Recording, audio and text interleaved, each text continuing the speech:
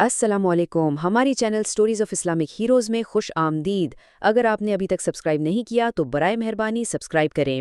جی ہاں، اور آج کی اس خاص نشست میں ہم ایک ایسی زبردست داستان بیان کرنے جا رہے ہیں جو ہم سب کے دلوں کے بہت قریب ہے۔ ہم بات کریں گے صبر، حکمت اور اللہ رب العزت کی قدرت کی۔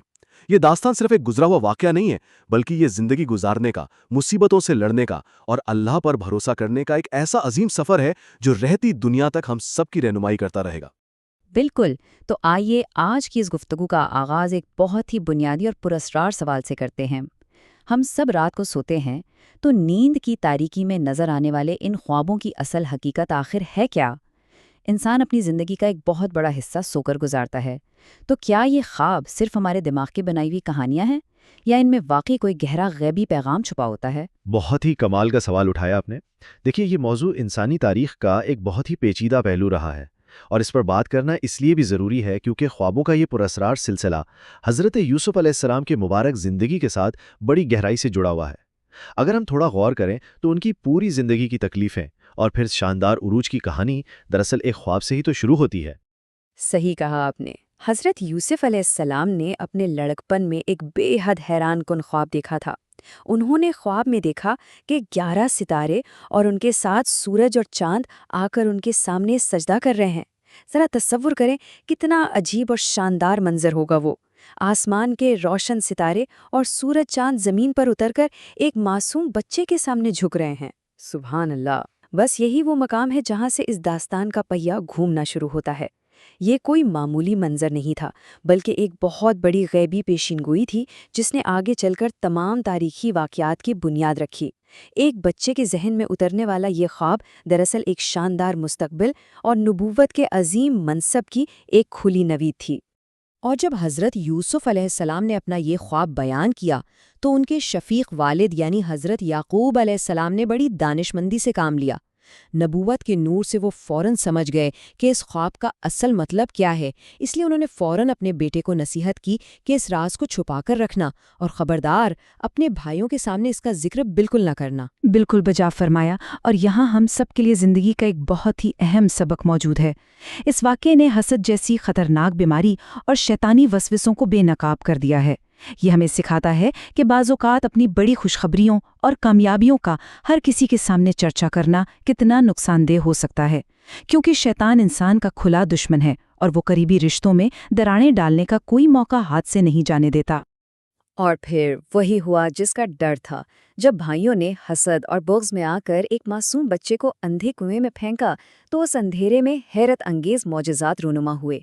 تاریخی روایات میں آتا ہے کہ اس کنویں کا پانی انتہائی کھارا اور کڑوا تھا، لیکن ان کی برکت سے وہ فوراً میٹھا ہو گیا، اور جب انہیں کنویں سے نکالا جا رہا تھا تو دیواروں نے ان کی جدائی پر باقاعدہ گریہ کیا۔ یہی نہیں، ایک زہریلے سانپ نے حملہ کرنا چاہا تو فرشتوں نے اللہ کے حکم سے اسے اندھا کر دیا۔ اللہ اکبر! یہ واقعات سن کر واقعی انسان کا ایمان تازہ ہو جاتا ہے۔ ذرا سوچیں کہ یہ تمام شواہد کس قدر واضح کر رہے ہیں کہ جب اللہ رب العزت کسی کی حفاظت کا فیصلہ فرما لے تو حالات کتنے ہی تاریک کیوں نہ ہوں، غیبی مدد آ کر رہتی ہے۔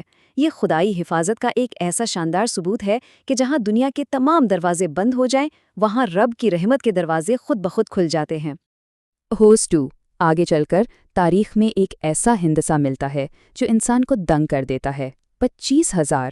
جی ہاں، جب اللہ تعالیٰ نے حضرت یوسف علیہ السلام کی حقیقی حسن اور جمال سے پردہ اٹھایا تو ان کا دیدار کرنے کے لیے لوگوں کا ایک ایسا دیوانہ وار ہجوم آمد آیا کہ بھگدڑ مچ گئی، اور اس بھگدڑ کے نتیجے میں 25,000 افراد اپنی جان گنوا بیٹھے۔ ہوسٹ 1 یہ واقعہ واقعی ناقابل یقین حد تک حیرت انگیز ہے۔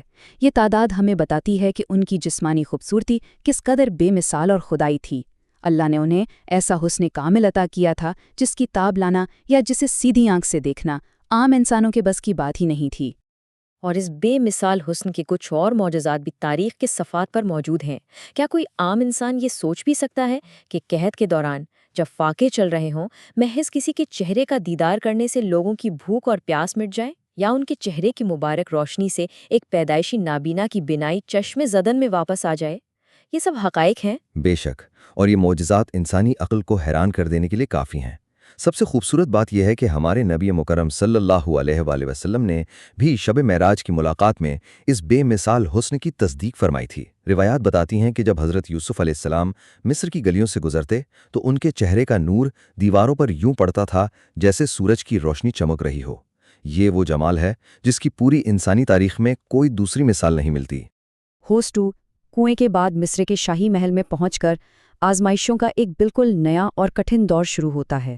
گناہ کی کھلی دعوت دی گئی، ساتوں دروازے مضبوطی سے بند کر دیے گئے، لیکن جب ایک پاکباز انسان نے اللہ کی پناہ مانگی اور دروازے کی طرف دوڑ لگائی تو اللہ کی قدرت دیکھیے، تمام بھاری تالے خود بخود ٹوٹ کر گر پڑے۔ ہوسٹ 1 اور اس واقعے کے بعد ان پر ایک نہایت سنگین اور جھوٹا الزام لگایا گیا، لیکن غیبی مدد کا انداز چیک کریں۔ ایک دودھ پیتے 4 ماہ کے بچے نے معجزانہ طور پر بول کر ان کی گواہی دی۔ کرتے کا پیچھے سے پھٹا ہونا اس بات کی کھلی دلیل بن گیا کہ وہ گناہ سے بھاگ رہے تھے۔ یہ پورا واقعہ پاکیزگی اور استقامت کی ایک ایسی لازوال مثال ہے جس کی کہیں اور نظیر نہیں ملتی۔ محل کی ان سخت آزمائشوں اور بے گناہی ثابت ہونے کے باوجود انہیں قید خانے کی تاریکی میں ڈال دیا گیا۔ وہاں 2 قیدیوں نے اپنے عجیب و غریب خواب حضرت یوسف علیہ السلام کے سامنے پیش کیے۔ ایک نے کہا کہ اس نے خواب میں خود کو شراب نچوڑتے دیکھا ہے، اور دوسرے نے کہا کہ اس کے سر پر روٹیاں ہیں جنہیں پرندے کھا رہے ہیں۔ اور ناظرین، ٹھیک اسی مقام سے ان کے اس خاص خدائی تحفے یعنی خوابوں کی تعبیر بتانے کے عظیم علم کا باقاعدہ ظہور شروع ہوتا ہے۔ قید خانے کی وہ اندھیری اور تنگ کوٹری دراصل اللہ کی طرف سے ان کی نبوت اور علم تعبیر کو پوری دنیا کے سامنے لانے کا ایک مضبوط ذریعہ بننے جا رہی تھی۔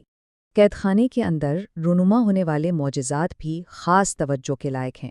انہوں نے نہ صرف ان دونوں قیدیوں کے انجام کی بالکل درست اور بے خطا پیشین گوئی کی، بلکہ تاریخ بتاتی ہے کہ جب شاہی قاصد ان کے پاس آیا تو ان کی عمر صرف 30 سال تھی، اور اس نوجوان نے اس قاصد کے ساتھ 70 مختلف زبانوں میں روانی سے گفتگو کر کے سب کو حیرت میں ڈال دیا۔ بالکل، اور یہ ان کی بے پناہ ذہانت اور اس وسیع خدائی علم کا کھلا ثبوت تھا۔ یہ بات عیاں ہو گئی کہ سچا علم اور اللہ کا فضل قید خانے کی اونچی دیواروں کا محتاج نہیں ہوتا، اور اسی علم کی روشنی تھی جس کی بدولت ان کی شہرت رفتہ رفتہ شاہی دربار کے ایوانوں تک پہنچنے لگی۔ اب یہ داستان ایک بہت ہی فیصلہ کن موڑ لیتی ہے۔ شاہ مصر نے ایک رات ایسا خوفناک اور پر اسرار خواب دیکھا جس نے اس کی نیندیں اڑا کر رکھ دی۔ اس نے دیکھا کہ 7 موٹی تازی گایوں کو 7 نہایت دبلی اور کمزور گائے کھا رہی ہیں، اور اس کے ساتھ ہی 7 ہری بھری بالیاں ہیں اور دوسری 7 بالکل خشک اور سوکھی ہوئی۔ یہ منظر واقعی کسی بھی انسان کا دل دہلا دینے کے لیے کافی تھا۔ اس پراسرار خواب نے پورے شاہی دربار کو ہلا کر رکھ دیا۔ مصر کے تمام بڑے بڑے نجومیوں اور کاہنوں میں ایک عجیب سا خوف پھیل گیا۔ بادشاہ اتنا شدید پریشان تھا کہ اسے کسی بھی قیمت پر اس خواب کا سچا اور حقیقی مطلب جاننا تھا۔ بادشاہ نے فوراً اپنے تمام مشیروں، دانشوروں اور کاہنوں کو طلب کیا اور تعبیر مانگی، لیکن انہوں نے اپنی لا علمی اور بے بسی چھپانے کے لیے اس خواب کو محض ایک الجھا ہوا اور بے معنی خواب قرار دے دیا۔ انہوں نے کہا کہ یہ تو پریشان خیالات ہیں اور ہم ایسے خوابوں کی تعبیر نہیں جانتے۔ لیکن ذرا غور کریں، حقیقت میں یہ سب بھی تو اللہ رب العزت کی ایک عظیم تدبیر تھی۔ دربار مصر کی اس مکمل بے بسی نے ہی اس شاہی ساقی کو، جو کبھی قیدی ہوا کرتا تھا، برسوں بعد حضرت یوسف علیہ السلام اور ان کے علم تعبیر کی یاد دلائی۔ یہ سب اس لیے ہو رہا تھا تاکہ حق سامنے آئے اور سچا علم تخت نشین ہو سکے۔ ہوسٹ 1 اور پھر بالآخر وہ شاندار لمحہ آ ہی گیا جب حضرت یوسف علیہ السلام نے ان لوگوں کو جنہوں نے انہیں برسوں بلا وجہ قید میں رکھا تھا، بغیر کسی شکوے کے خواب کی بالکل درست تعبیر بتائی، اور صرف تعبیر ہی نہیں بلکہ آنے والی ہولناک مصیبت سے بچنے کی عملی اور معاشی تدبیر بھی پیش کر دی۔ جی ہاں، انہوں نے فرمایا کہ پہلے 7 سال خوب بارشیں ہوں گی اور شاندار فصلیں اگیں گی، اور اس کے فوراً بعد 7 سال کا ہولناک قحط آئے گا۔ انہوں نے مشورہ دیا کہ غلے کو کیڑوں سے اور سڑنے سے بچانے کے لیے اسے بالیوں کے اندر ہی محفوظ رکھا جائے۔ یہ اپنے وقت کی ایک بے مثال سائنسی اور معاشی حکمت عملی تھی۔ اس زبردست تدبیر نے پورے مصر اور ارد گرد کے علاقوں کو بھوک اور ہلاکت سے بچا لیا۔ ہوسٹ 2 قید خانے کی تنگ و تاریک کوٹری سے لے کر مصر کے عظیم الشان تخت تک کا یہ سفر نہایت ولولہ انگیز ہے۔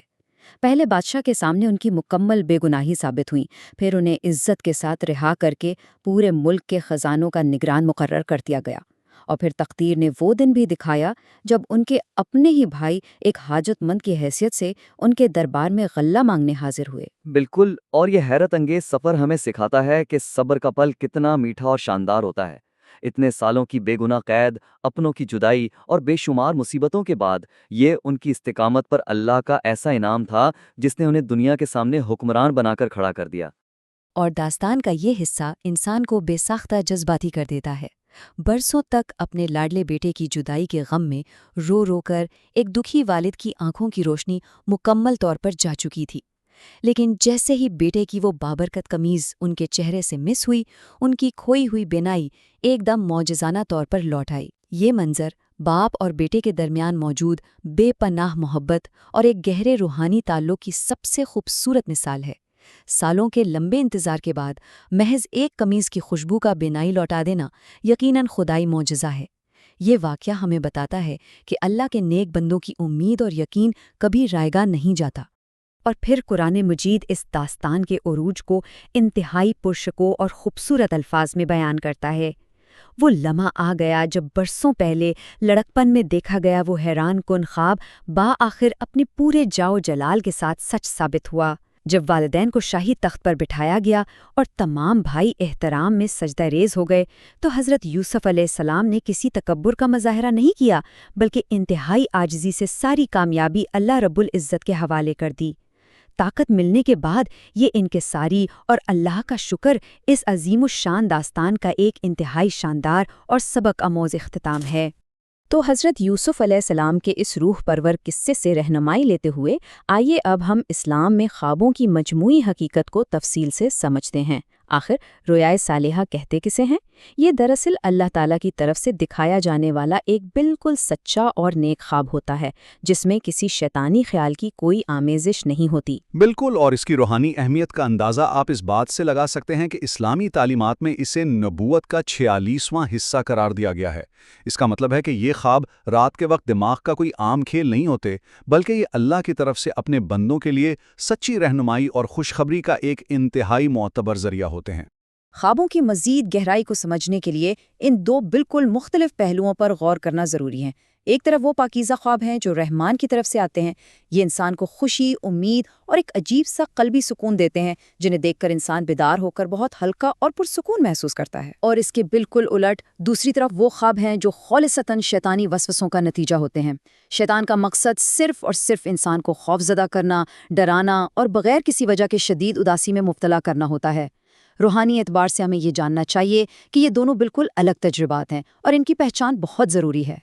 ان دونوں اقسام کے علاوہ انسانی نفسیات سے جڑی ایک تیسری قسم بھی ہے جسے اسلامی اصطلاح میں نفسانی خیال یا منتشر خیالات کہتے ہیں۔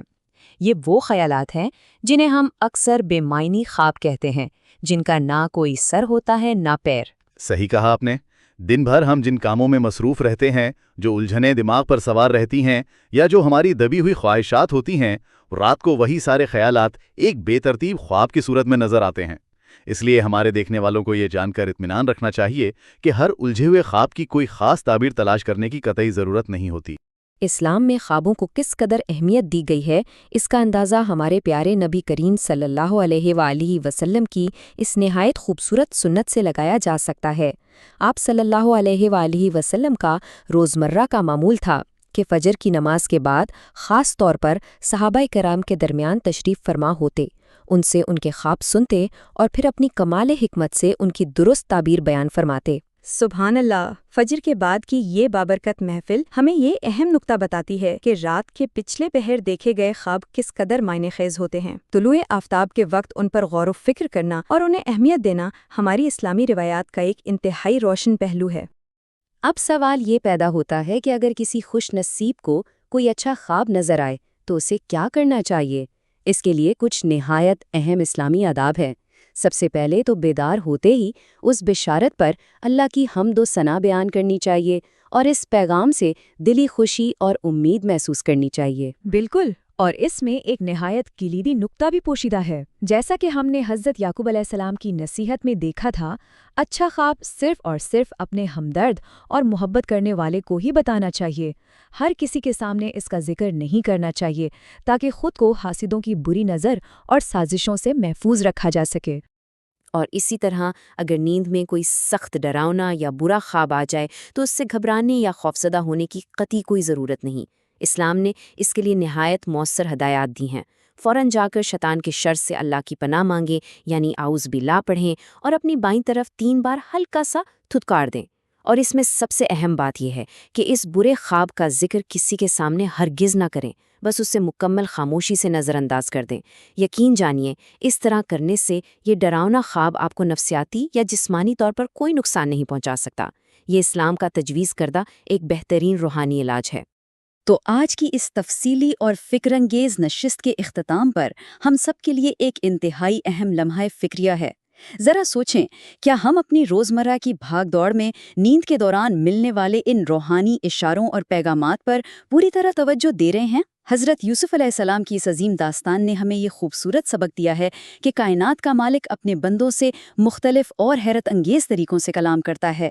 ضرورت صرف اس بات کی ہے کہ ہم اپنے دلوں کو صاف رکھیں اور ان اشاروں سے اپنی زندگیوں میں مثبت رہنمائی حاصل کریں۔ اس امید افزا پیغام کے ساتھ ہم آج کے اس بیان سے اجازت چاہیں گے۔ ہمارے ساتھ جڑے رہنے کا بے حد شکریہ۔